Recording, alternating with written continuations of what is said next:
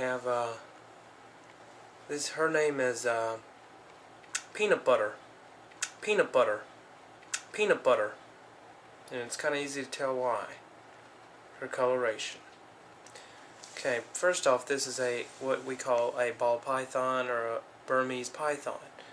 It is related to the boa constrictor genus, or just plain pythons. It's all a bit of basic facts.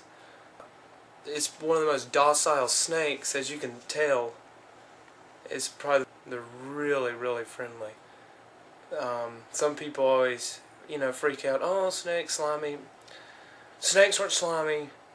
And if you're going to start off by buying a pet snake, a ball python is the best way to go. They are called a ball python because when they are frightened, they will ball up into a little ball and knot themselves. It's quite interesting.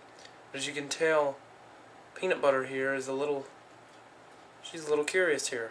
The really most interesting thing is to see that you can pretty much do anything with them and they will just conform. See how most snakes are very jerky, is the best way I know to put it. And ball pythons aren't so jerky. I mean, look at her. Look at how gentle she's being with me. Do you see how gentle Peanut Butter's being? She's just going around using her tongue. They don't have ears, they sense vibrations. And she uses her tongue to sense her way around. Another interesting, what they eat. What they eat is always interesting. Always been an interesting thing to see a snake eat. A python of this size eats small pinkies, which generally is a baby rat. And it's very interesting to see how they do it. Most of the time what they will do is they will get the rat right in between their coil and they will suffocate it. They will wrap around it and encroach and really tighten the grip. Then after they have suffocated the animal, they will then devour it whole. They don't chew their food, they devour it whole. And the acids within the snake are able to dissolve, are so acidic, they are able to dissolve the snake, the rat, and that's how they eat, without chewing. Do they make good pets? As I said earlier, they make great pets. Great pets they do make. Any snake, really, if you're going to have one, is that they have to have heat. And the way you give them heat is not by a hot rock. Not by a hot rock, because if you have a power outage, the hot rock will blow up and kill your snake. So you either want to have a heating pad, or you can get these special light bulbs that go on an aquarium lamp that give off UV rays that produce thermal energy. Make sure they have a good place to hide in a bowl of water. Sometimes they'll get in it and kind of do some swimming. But they're just really neat creatures that feel that a lot of times people will take they're crazy. See, I'll get this close to it. Look, I'll lick it. You ever see me lick a snake? Look. I'll lick the snake. I mean, really. Tell me. I'll lick it right at its head. Oh, he didn't like that. Coiling up here. You see how he's coiling up after I licked him. I just wish that more people would understand that snakes aren't that bad. I mean, really. Anyway, ball python is probably the best way that you can go when it comes to having a snake for a pet. And here's the cool thing. If you'll notice that their bone structure is so unique that they are able to, if you'll notice, she is locking up on me. I cannot bend her. Look, you see this? She has to want to curve around what I have on my hands. So see, if I can't make her, move really, because look at this. She has resistance in her bone. So she has to want to move on her own. You really have to be very gentle, or else she will lock up on you. And that's what she's doing right now. She's locking up on me. Um, and honestly, there's really no way to get them to unlock until that you let them feel comfortable again.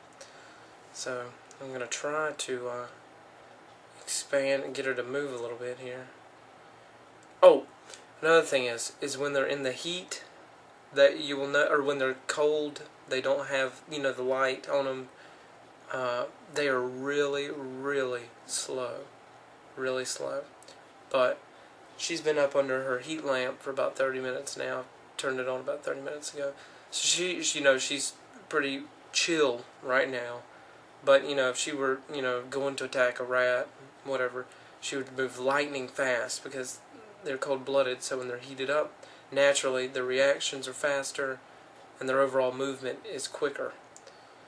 So let's see if we can get her to move around here a little bit. If you want a close-up, we've had this one for about a year. Bought it last summer for the classroom, and it was $100. But essentially, this is about as big as it was when we bought it. Now, if you feed it more rats weekly, they get really big. But the problem is that some people face with a ball python is that they get big so quick when you feed them that fast. For instance, we had back in 96, 97, 98, my dad really, in his classroom, had about two or three ball pythons. One was named Zenith, the other one was named Squeeze Play, and one was named Fat Albert. Well, they were all about 8 feet, 5 to 8 feet long, and about this thick. And we'd get them out in the class and really let them, it was really neat. You could just let them really go anywhere in the class. You could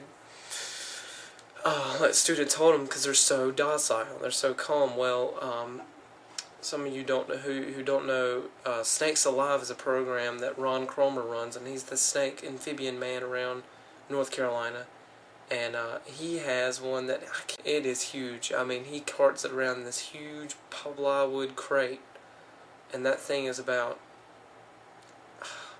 15, 18 feet long. Every school that he goes to with his snakes, he does lectures with amphibians and reptiles. Every session he has students come up on stage and teachers, and they will literally hold the snake up. It takes about 10 to 15 kids, and they hold it above their head all the way across the stage. The coloration she has is beautiful. I mean, every snake is its own. I mean, a ball python is so interesting. Now, you could literally, it is advised that you do not if you let it go anywhere, do not let it go around your neck. You can let it explore. I mean, really, let it run wild on you, but do not let it get around your neck, because sometimes if you cannot get them come back comfortable quick enough, it can literally choke you. So you really have to be careful. But other than that, just let it roam free around you. They're real interesting creatures, and they love to be held. They love to be fed. They love to be heated. And they absolutely love to have something to wrap around, if you'll notice right here. See, look at this. Look how amazing this is. Watch as her body conforms to my hand. Do you see this? This is always fun to do. Is to get her to lock around you, and she will just go to town. You can gently lift her out of where she's locked herself in. So that's what I'm going to do right now. And see, now I have her like this. I've got her out of the ball, she was locked around my fingers, and now I've got her. See how she knows that the only thing that's holding her up is my hand, so she's going to really, really attach herself to it, and that's what she's doing right now. Best pet, go to the pet store, $100, get you about a 20-gallon aquarium, and get a little food bowl and a water bowl, fill it up with water, get a heating pad and a heating light, and about 10 pinkies. That'll start you off and get you going for about 2-3 weeks.